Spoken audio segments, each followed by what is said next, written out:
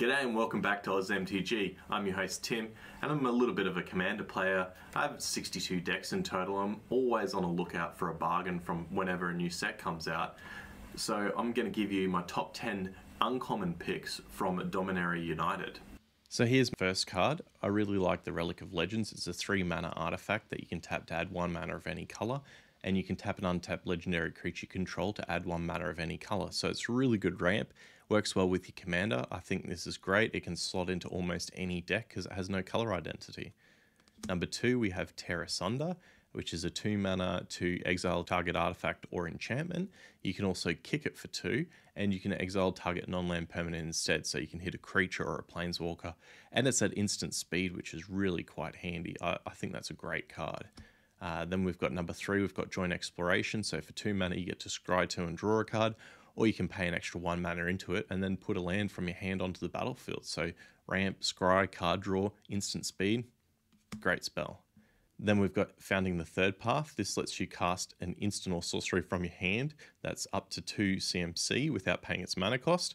Then the next saga mills a player 4 cards, and the last one lets you exile an instant or sorcery from your graveyard. You get to copy it and you can cast a copy. So if you mill something big out of this, yeah, you could get some really nice spells and really good ability for only 2 mana.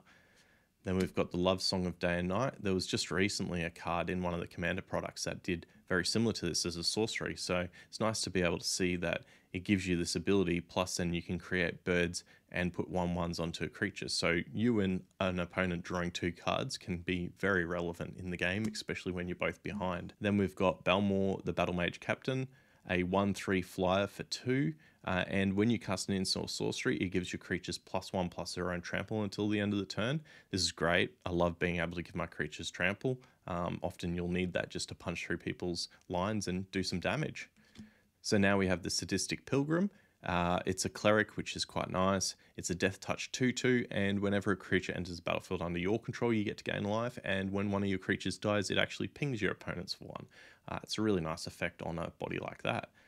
Then we've got the Boldovian Atrocity. It's 2 mana, and if you kick it, then you can return a creature with the CMC 3 or less from your graveyard. It gets haste and it sacrifices itself at the next end step, which is quite nice. So for 4 mana, you can return a 3 CMC creature with haste, and you keep yourself a 2/3 menace as well, which is pretty good. So then we have the Knight of Dust Shadow, which is a human knight with menace. It's a 2/2, and it's got a really good subtext that means that your opponents can't gain life. So if they're in life gain deck, they've got to deal with this before they can start gaining some life. Very good card. I like it. Then we've got the Knight of Dawn's Light, which is the opposite side. It's a human knight too, 2/2 with first strike, but if you gain life, you gain that much +1. These effects are really good. There's quite a lot of them, and if you are in an incremental life gain deck, yeah, it can be a really good one. And if you like this content, hit the subscribe button and you'll get all the new stuff that comes out from us.